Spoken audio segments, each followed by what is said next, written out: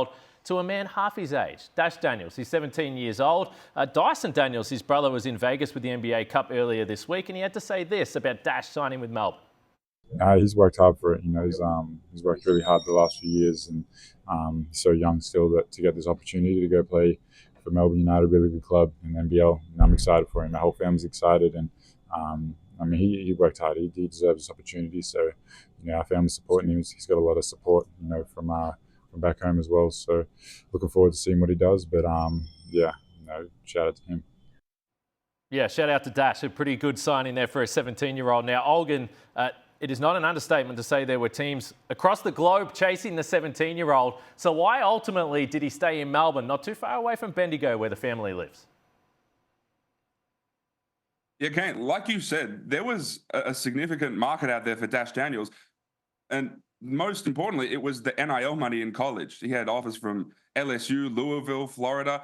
It surprised me that he signed with Melbourne because of the money he left on the table. This is almost $2 million worth of NIL money he left on the table to stay in Victoria and join Dean Vickerman's Melbourne United. And you look at what he can get there, right? It's playing against pros every day in practice and in games. It's learning from the likes of Shea Ely, Chris Goulding, Matthew Dellavedova.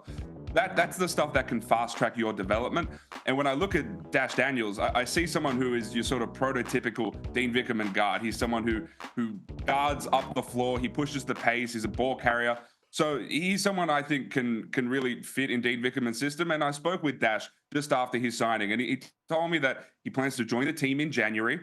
He'll be around the team. He'll practice with them. He'll sit on their bench. So he'll be around them through the back end of this NBL season, be with them through the off-season, pre-season, and be ready to go for next NBL season. Hey, he had a Perth Wildcats polo on earlier in the season. Fans out Perth are going to be very upset about this. But Ryan, you got the player's perspective. So Dyson, we know, went an alternate path as well with the G League Ignite. So with all these different opportunities, what do you make of him staying in the NBL with that program?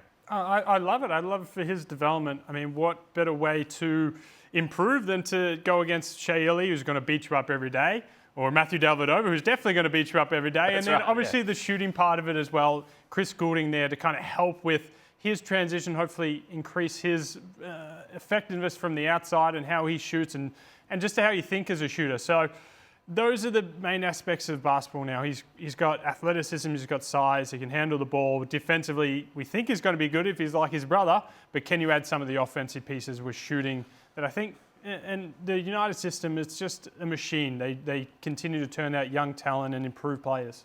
Pretty safe bet when you look at the pathway to the NBA. What we've seen over the last few years, Melbourne United, a very strong program. Ryan, you're obviously sticking around. Olgun, great to see you as always. Good to have you back, Kano.